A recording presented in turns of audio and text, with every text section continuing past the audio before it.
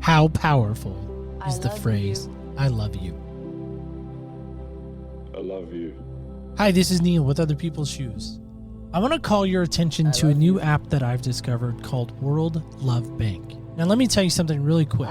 There's something powerful about the phrase, I love you. It can do wonders to our mental health. It can just make us feel like we matter and that we value that person that we say it to. Now, think about this for a second. Think about the person you love most in this world. Got him? Now, imagine just for a brief moment. Imagine if you could never hear the words, I love you, ever again. That's what World Love Bank is all about. See, what they're doing is they're capturing the I love yous from loved ones that you can go back in and go into that bank like a savings account and withdraw that I love you, even if that loved one is passed. Because maybe that loved one has banked their I love you and it'll be there forever. So think about that. Check it out right now. World Love Bank on your favorite app store of choice, whether that be Apple iOS or Android Google Play. Check it out now. World Love Bank. I love you. Hey, come take a walk with me, not like you used to do. Do something different and put yourself in other people's shoes. Open up your mind and open up your eyes and change your direction, change your perspective. Welcome into Other People's Shoes. As you know, I am your host, Neil Matthews. Thank you so much for joining me today. Really excited that you've chosen to stop by today. In fact, I'm so excited that we stopped by today because I'm back in my home state. I call it my Bethlehem. Now, for those of you who have not hung out long enough, you're okay. Don't worry, I'm going to get you up to speed real fast. So I was born in this little community of Camp Lejeune, North Carolina. And since then, when I found out where my birthplace was, like maybe some of us, I want to go back there. I want to rekindle what may have taken place, that birthplace. So I say all of that to set the stage, to set the scene for today. I want you to help me welcome in my new guest, my new friend, and I'm super excited about her because she is residing currently near and dear to my heart, that place of Chapel Hill, North Carolina. Now, she's not in Chapel Hill. It'd be even more awesome if she was, but maybe one day she can relocate. Help me welcome her in. She, of course, is great friends with my friend. Oh, I can't believe I said that word, friend, but I will say it in this moment. My great friend, Jody Howe, who has the podcast, The Air That I Breathe. You might remember her. She's been a past guest as well. But help me welcome in as I said, my new friend, Patti Davis. Patti, how are you today? Excellent. Thank you. I'm glad we're friends. Hopefully we'll be neighbors. This will be neat. It would be great to be neighbors. I don't think my wife is going to relocate. Just saying. But you're in the Chapel Hills area, correct? No, actually, I am not. I still reside out in Oregon, but my heart, my passion, my soul, in some respects, probably resides in Chapel Hill.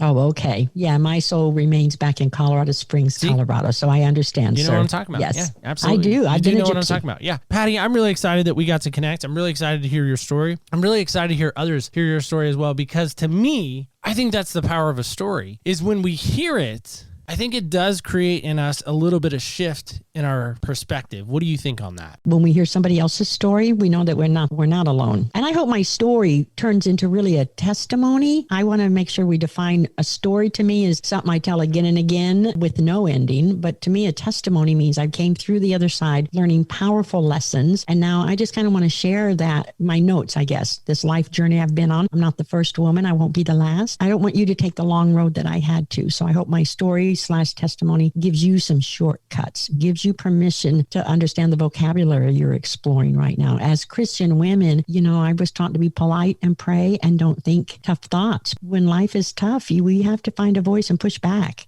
So I hope my story helps a woman find her voice. I see, and I love that already. And so that's what we're looking forward to hearing more about. So let's get into some particulars, if that's okay. So I love to lead off every show with this question. Now, Patti, help us with this. Okay. What style of shoe do you like to wear? Oh, I'm in a season where I'm wearing Clark's tennis shoes because I don't want to be in orthopedic shoes. I'm of an age where I don't have the healthiest feet right now. Arthritis found its way into my feet, settled in my feet. And so I am very grateful for comfortable, flat shoes. I even unfortunately have to put a metal plate in my shoe to protect me because arthritis is kind of eating up the joint. I hope that's not too much information, but I'm trying to be a classy older lady. And so the kids love Clark's tennis shoes. So I'm grateful for the leather shoes. You will not see me in high heels because I'll be crying a lot. You put me in high heels, I am afraid of heights. So I won't be in high heels, son. It's got to be comfortable, but they will not be the military masculine orthopedic shoes they're trying to get me to wear right now. So I'm all about comfort.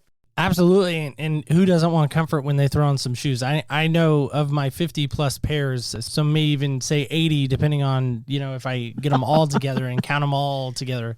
Oh my goodness. I think one day I need to do a montage, like a reel on Instagram of, maybe all my shoes or something like that. I don't know. We'll get the social media team on that. Absolutely. Well, that's a good question. And there's different shoes, different seasons of my life. There's times I had to kind of wear the combat boot for battling. There's a time that I got to relax. So it was more of a sandal to enjoy the walk. And then because of Colorado, there's the hiking boot so that we could be comfortable as we climbed heights. And then there's the church lady shoes. Majority of the time for my season now, it's comfortable shoes celebrating this walk of life I'm on. We talk about the combat boots. Yes, sir. And having to go into battle. If I were to ask you a couple of years ago, what's the one thing that kept you from unraveling? What do you think you would say to that? And then maybe going forward, what has kept you from unraveling since? Oh, okay. Well, boy, what has kept me from unraveling is definitely, if we're going to look at shoes, if we're going to use that as a theme, I made sure that they were laced up tight. And I had to make sure that I'd pull maintenance on my laces. There's times they're going to show wear and tear and they're going to get thin. So I had to make sure that I replaced and kept rethreading myself during different seasons of my life. My shoelace didn't snap because you know what happens when you're in shoes and you lose that control of that support. So I think I have laced myself up through my faith in God, through accountability to amazing mentors. So there's different things to lace yourself up, but I've got to say it was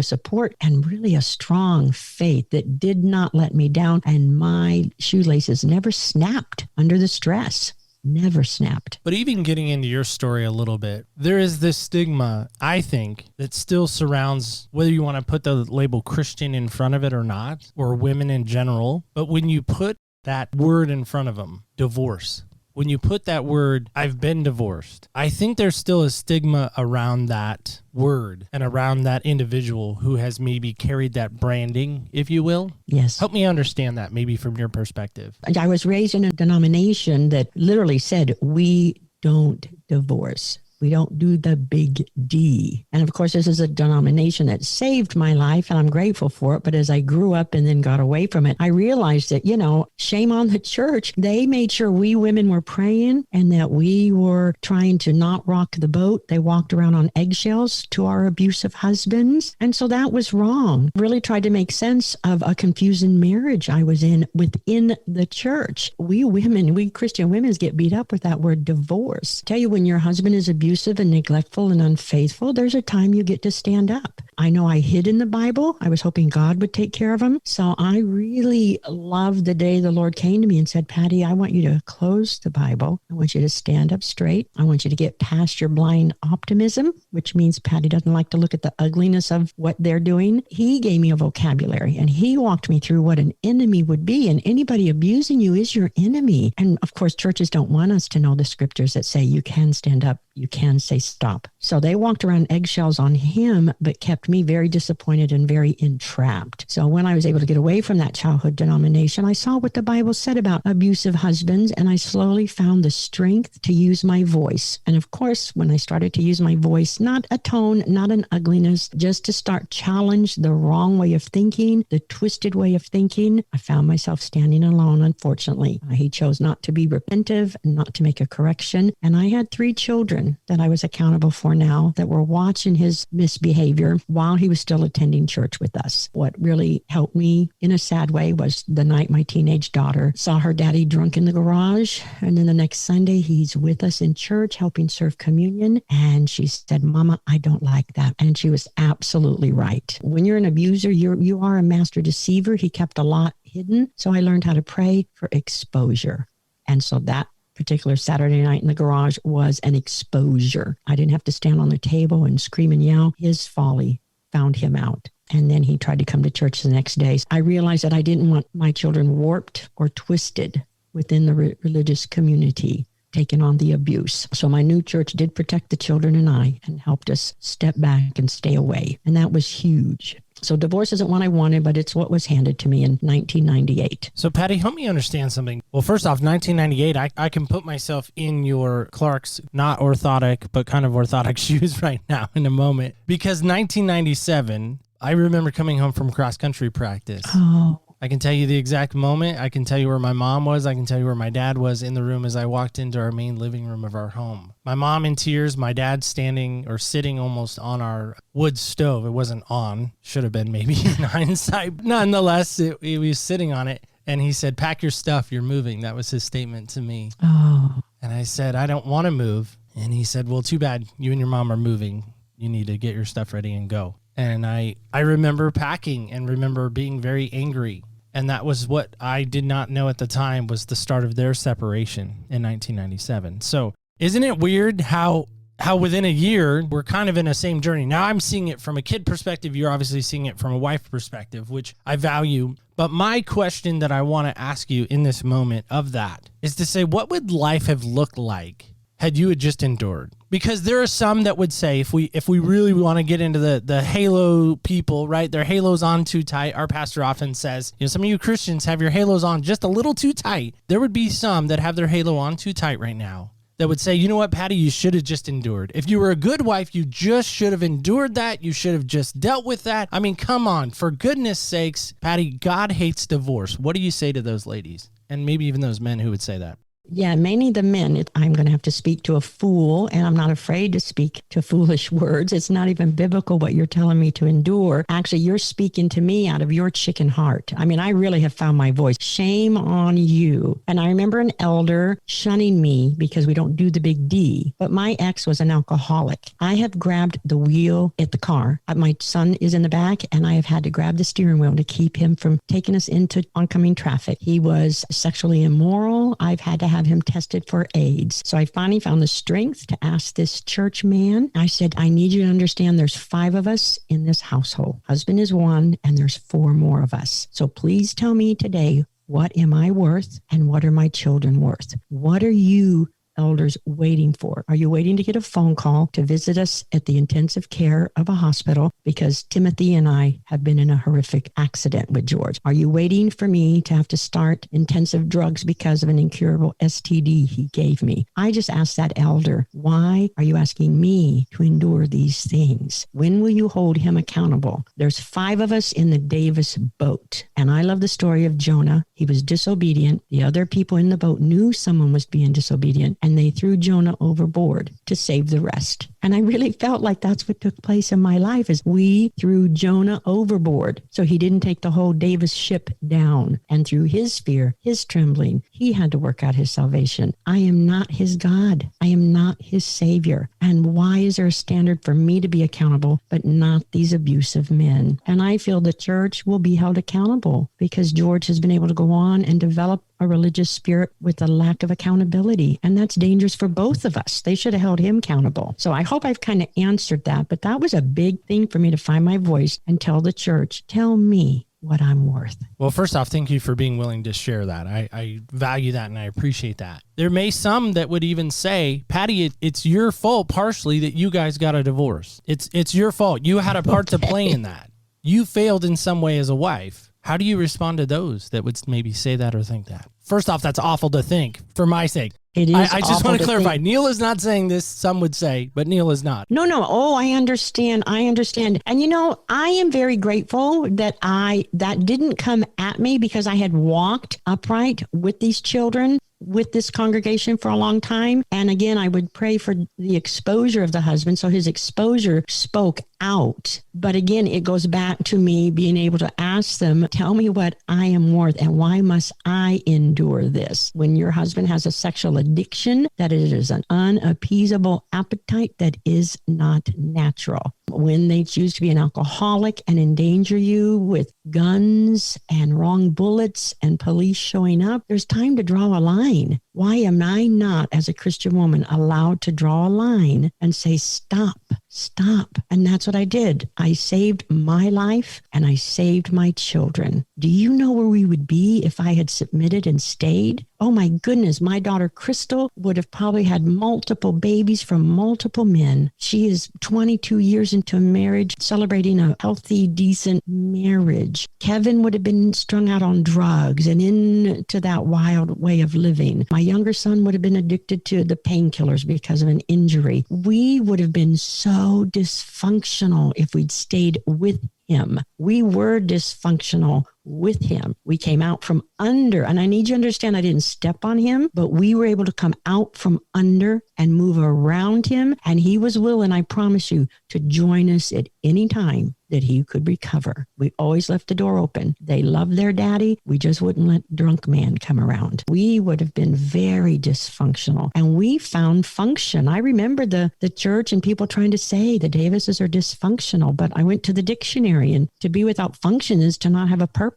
And we had a purpose. We loved the Lord. We called on him. We talked around the table. We had elders come into the home to keep us protected. No, I had a good fight on my hand, but I was fighting to keep me safe. The children didn't know until, as you said, they walked into the house one day and mama's in tears. And so the secrets had to be revealed that we were going to be a normal family now as far as divorce. I remember having to just fight for our good name too, because just as you said, people would shame us. Patty's divorced. They're a dysfunctional family. You know, I have stayed single for 21 years. I loved only one man. I put my life in his hands. That was an amazing season. I took good care, and now I'm content in moving forward. But I even remember, when I even went to the courts for the divorce, the courts even labeled me, not just the church, but the courts called me a displaced homemaker. I didn't have a formal education or a formal career. And so therefore, when George left, his covering left. And so the courts called me a displaced homemaker. I remember going home and crying and telling God, did you hear what they called me to?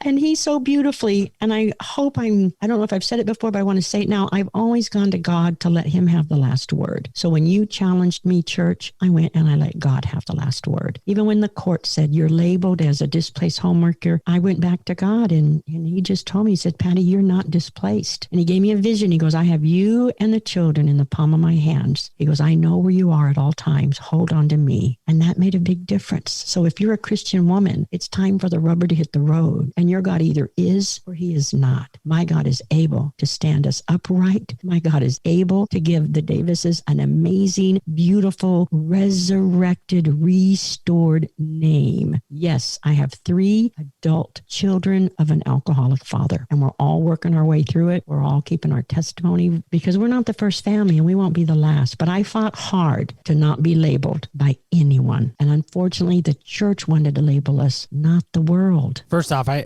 think that is such a mind-blowing statement, what you said there, that nobody has the power to label you but God. There you go. I think that is profound. Resonates on so many deeper levels, not just divorce. It reminds me of a Matthew West song a couple of years back. He said, hello, my name is Child of the One True King. Yes.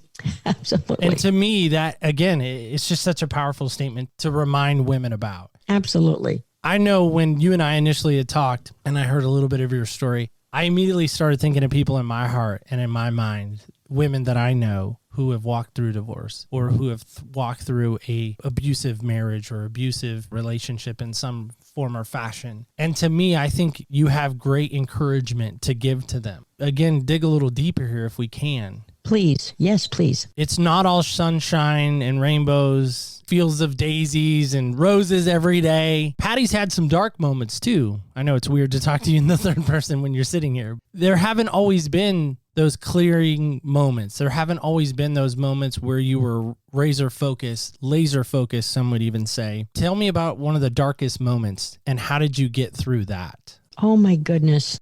I guess there were several, but at the very beginning, what I want to talk to you about is part of the platform I had built and why I endured the abuse, because I was not educated. I did not have formal training. I felt like, and women will say yes to this, I didn't think I could make it without him. And so I was kind of trapped. I couldn't make it without him. I wasn't smart enough academically. Where am I going to get a career? You're talking 23 years of marriage that was just about to be dissolved because I'd endured more than I should have because I lacked the courage to get away. And I'll never forget the day I used the word divorce. We were going for it, and it was announced to my moral group and to George, Mr. D. I'd like to say Mr. D. So I went to my daddy's house. He was a retired medical gentleman in the Army. So he had one of those emergency ring cutting kits. And Daddy cut my wedding band off my finger that day. It had been on my hand for 23 years and it had not come off. And it was my commitment. And my commitment was good and strong. But Daddy is cutting this ring off of me. And we're having to, and it was painful. And we had to separate the metal and slip me out. It was very symbolic of the band of the bondage I was under. Husband means house band. Mr. D had brought a lot of curses and misconduct into our home. And I was about to liberate our home because I'd stood before God and he says, do it.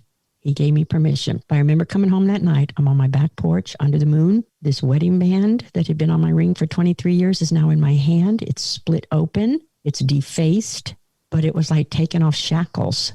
And I was free. And right away, here comes doubt. I knew that our lives were going to be okay. But here comes doubt to say, what have you done, Patti? You're not smart. You have no career. How are you going to take care of these 3 teenagers? So I sat there and I just told God, I said, this is really happening, Lord. I'm getting a divorce. I made him leave. But what am I going to do now? My income's going to be cut 45%. And because of his addictive behavior, after 23 years, there was no estate for him and I to split. There was no savings account to share. I had nothing in reserve to live off of. I've met women that could go on with a career, could go on because they're splitting homes and estates. So women had money to stand on. I had nothing. And that almost paralyzed me again with like, Patti, it can't be that bad, go back. So I really needed, that was a pivotal point for me to not move from what I knew, not try to heal a broken band and put it back on. Because we are tempted as women to put the shackle back on because that's all we think that we're worth. But I remember God just talking to me and he came swift and he came with direction. And he just said this, he said, Patti, I know you don't have a storehouse. You don't have a savings account,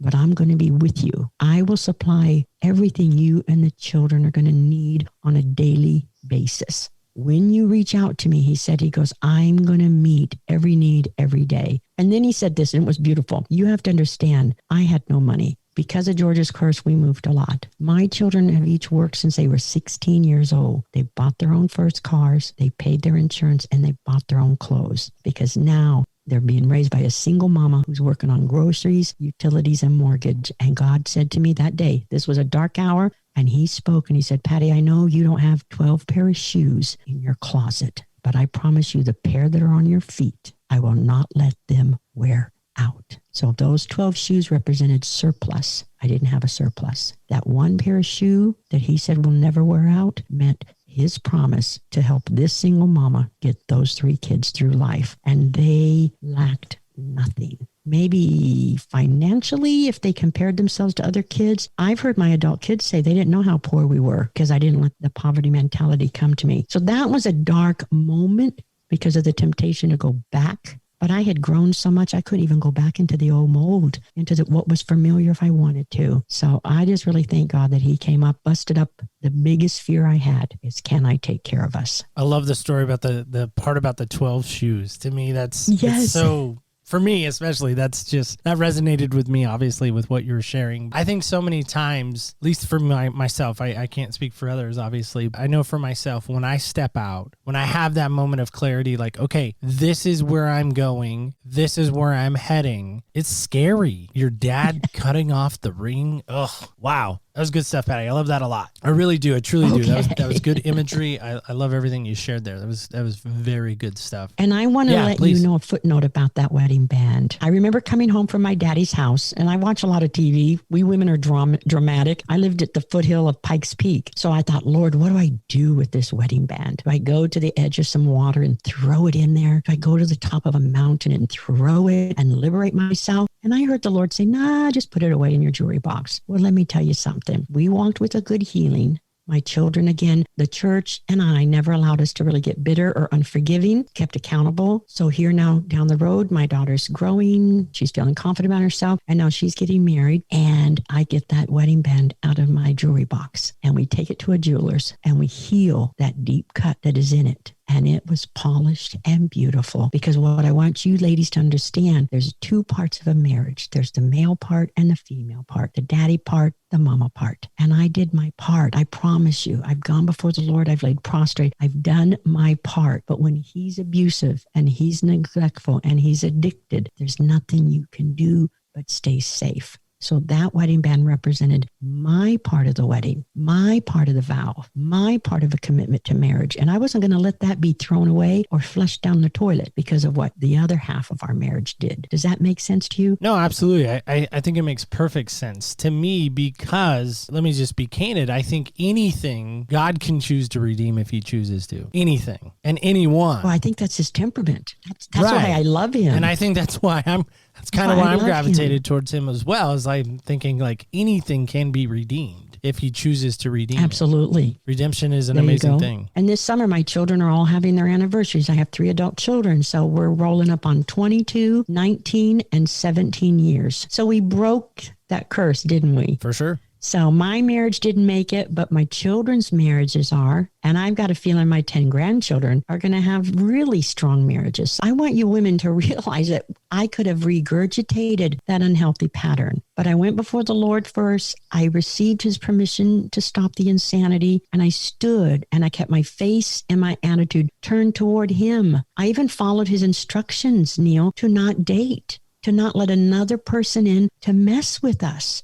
We needed to heal. And I am grateful that he gave me that gift of standing still, focusing on 3 teenage children and getting them through, letting them step into their lives. For sure. I love that. So, Patti, here's my question on your husband. Because let's face it, it's hard to forgive people. I'm sure you're just the best at forgiving people. You could teach a class on how to forgive those because you're so great at it. You've got that skill nailed down, right? You have it in spades, as they would say.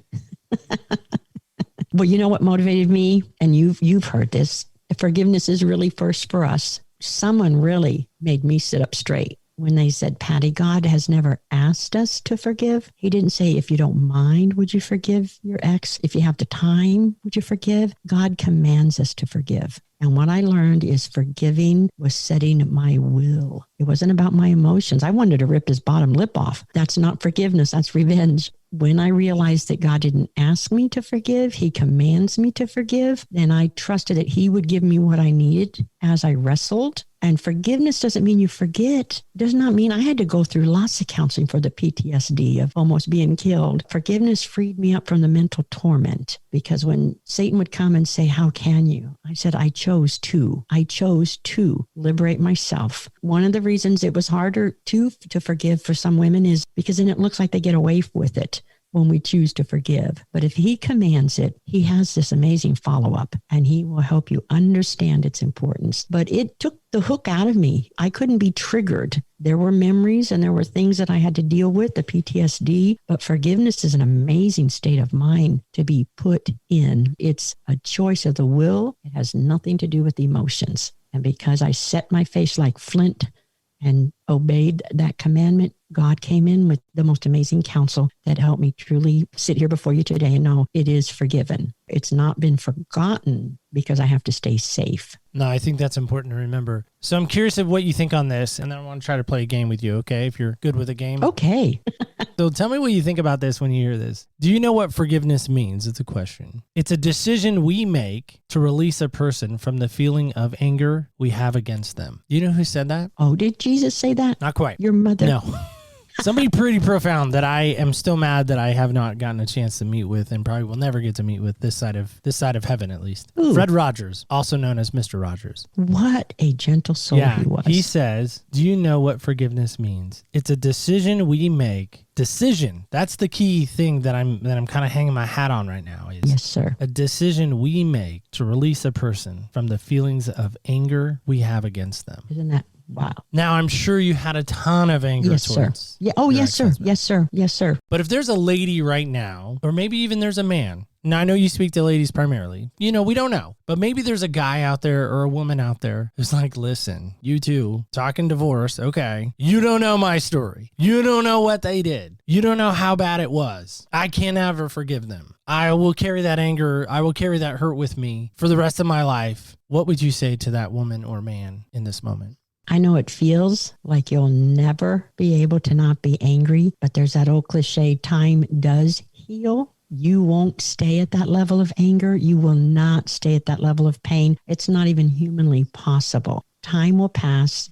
Hopefully you'll get good counseling and you'll learn to process it and learn some tools to walk away from that anger, but time is going to heal it. It really, really, really is. Time is going to heal it. That choice that I make to exercise forgiveness, the choice I made to make sure I set good boundaries make me feel protected. I won't ever be hurt again. That person won't make me angry again like that. And that's very empowering, Neil, because I think we're get angry when we think that they're going to ambush us at any time again. But once we know that we found our voice, we stepped up, it will subside. You're going to one day, I guess I would describe it like getting a headache. We know when the headache starts, Neil, but rarely do we stop and mark where the headache stopped. And I think you're going to realize this heartache and this anger is going to subside. And you're going to notice one day that you're breathing easier, your shoulders are dropped, this has become tolerable. Again, you set your will and you make that choice to forgive. It is possible, right?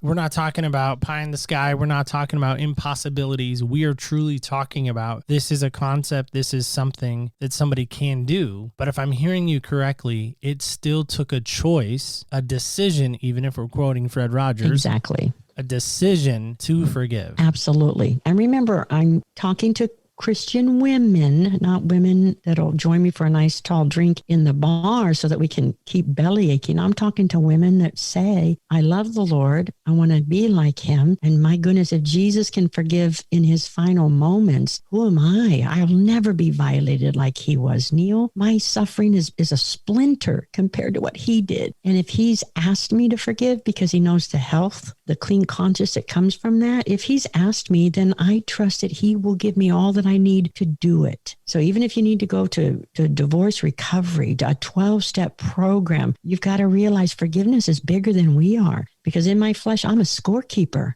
And I remember the day I had to surrender scorekeeping and self-pity. And I had to get those two attitudes away from me because it was going to devour me, Neil. And I wanted to focus on these 3 children, where their lives were going. So I didn't want to be consumed anymore. Well, and again, I think that's the power of it all. Again, we could scratch out divorce there. We could put something else in there. And we could say if we're keeping score from people, if we're choosing to not forgive them and we're choosing to think and wallow and bellyache and all of our feelings, nothing gets accomplished there. No, and we're really in bondage, aren't we? We're shackled again. I mean, we really have to work it out. And another thing that was sobering for me, as far as not that I was intoxicated, a mental sobering, a moment that made me sit up straight, was to realize that I'd been teaching my children about God. And now I was going to need to live out an example before the children that God was able to do what he's spoken in our lives. So I wanted to teach. I guess we never stopped teaching, do we, Neil? As a mom, I wanted to teach my kid that mama went before the Lord. And this is how he answered her. And I needed to work hard to walk out that example in front of them. They watched God provide for me every day. They watched me be joyful, have a great sense of humor. So you really will have measurable moments to know that you're doing okay. When you can laugh again, when you can move about again and again, it takes a process, Neil. I'm a cancer survivor. I can actually say cancer doesn't scare me anymore. Just like I can say my singleness doesn't scare me anymore. I found new purpose in it. That purpose wasn't going to start until I really came out from under the bondage of unforgiveness. Absolutely. And I think that's just so impactful, important to remember, because again, do you want to stay trapped? Do you want to stay kind of in this palace of your own putting yourself into and not being able to get free of that? I think that's such an important remembrance to call people to, for sure. Absolutely. And remember, there's that cliche that says we reap what we sow. And if I would have reaped that unforgiveness and bitterness, Neil, I would have reaped 3 children that would have been harmed so much. So women need to understand that if you're going to obey the Lord, then you get to have his promises. I could have lost my children because of my attitude. I could have lost my children to rebellion, but God kept them teachable. He did that for me. So there is a reward for being obedient obedient. I could have lost my kids to alcohol and drugs, but God kept them joyful and hopeful. I'm amazed at that. I could have lost my kids, Neil, to suicide, but God showed them their talents. Isn't that beautiful? I didn't do it alone, Neil. He was an amazing spiritual mentor to the children and I. I could have lost them to the cults and witchcraft. That was a big thing, and it still is today. Their mentors, their employees, their teachers, those that helped me, and even God put a desire in them, and now they serve and they minister. I could have lost them to laziness. We could have been a victim, couldn't we? God stirred in them to be good workers, and they've all, like I said, they didn't know the level of poverty. They just developed good characters and good work skills. But I had to fight hard through prayer to keep my blessing, Neil. Nothing's given to us. I wanted to take on this good fight. And I wasn't going to be a cursed family in the church. They like to tell us that. Oh, this divorce will visit you for a generation or two. Well, they're taking that scripture out of line, Neil. That was written way back for the Israelites. And again, it was only going to touch one or two generations. If you finish that scripture, it says, but nations will rise out. Patti Davis has 2 more generations that have come out of her that are stronger than she was. 5 years away from becoming a great-grandmother. So a 4th generation is going to be strong. Neil, that's what I want to do. God's sad. He doesn't want divorce. I think the church hates it, and they put us under bondage because they don't want to come fight with us. Why weren't they tougher on George and calling him out to repentance and restoration? They're tough on us women, but we women have to find our voice, take a tone, and ask them why. Why? What am I worth? Why are you asking me to endure these things that God won't even let me endure? Jesus Christ has been the greatest liberator of women. Neil, the greatest women's lib. Well, again, I think that's so important to remember, because I still go back to the fact that after Jesus is resurrected, the first person he comes to after he's resurrected is a woman. So if he really hates women, which I've heard people say, Jesus hates women. Oh my goodness, no. I have truly heard that. That's not just a thing I'm saying. Absolutely. No, you're right. We have to know what some controversy, but I've heard people say that. And my pushback, okay, so if he does, I'll go with you on that. If he does, why did he start with a woman when he came back? Yeah, we're tender and we're teachable. He delights. We were his idea, Neil. We were his idea. I love that. Truly. I love it. And what I want to encourage women too is God's going to help you rebuild your legacy. You won't even realize it. But if you will really come before him, again, I think walking in forgiveness gives me a platform to enter into his presence, Neil, and ask for his help. If I harbor unforgiveness and bitterness, I'm blocking his counsel. So I remember he would wake me up at night and tell me to go. I would go to each of my children's bedrooms and I would anoint their heads while they slept at night because I wanted my blessing. We were not going to be called displaced. We were not going to be dysfunctional. And God just restored us. So we're a testimony of a family that, yes, husband didn't fulfill his place, but we were allowed to come out from under him and his abuse, and we stepped around him, not on him, and he can join us at any time, Neil. He can join us at any time. All right, last question, then I want to play a game with you. Okay. You've told me a couple of times he can join you at any time. So let's say Mr. Davis calls you up after he hears this episode. He's one of the few that reaches out and says, listen, Patti, I'm sorry. I didn't know. I mean, I did know. I didn't really know.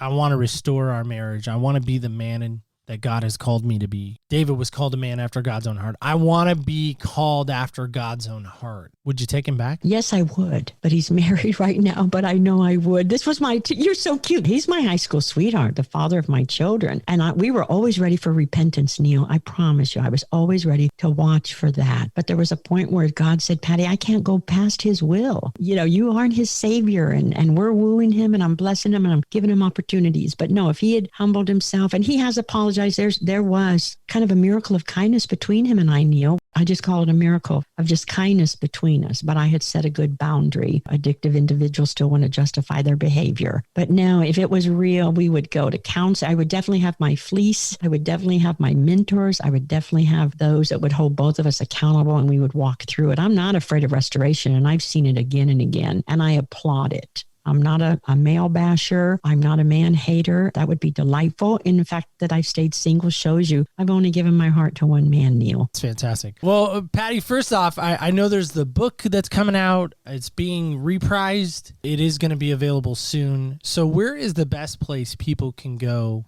pick up your book and learn more of your story and more of you and more of your passion of who that is? Where can they go and do that? Okay. Thank you, Neil. Well, what I'd like you to do is What I'd like you to do is visit my new redesigned website. I feel like I'm just kind of coming out now. This is fun. So the website is Patti, and I like to spell it with an I. So it's patti-davis.com. And you can go and kind of take a peek at me. You'll see the old book. There'll be a stamp across it. If you're really ready, then just get hold of me on my website through email, and I'll send you the older copy. I'm just going to refurbish it. And so the book is kind of on a scale of 1 to 10. It's hanging out at a pretty 6, and we're bringing it up to a 10. Plus, it's been 7 years since I wrote it. I've matured a little bit more. There's a few more elements people have asked for. So you can get the book. Just contact me through my website. I'll be glad to send you the older copy. If not, we'll definitely be doing a book launch when it comes out. It'll be out by the fall. The new piece will be out by the fall. And then again, you're going to walk through you just walk through one chapter with me. But I've got chapters of the childhood abuse. I've been left with a brain injury from a car crash, successfully raised three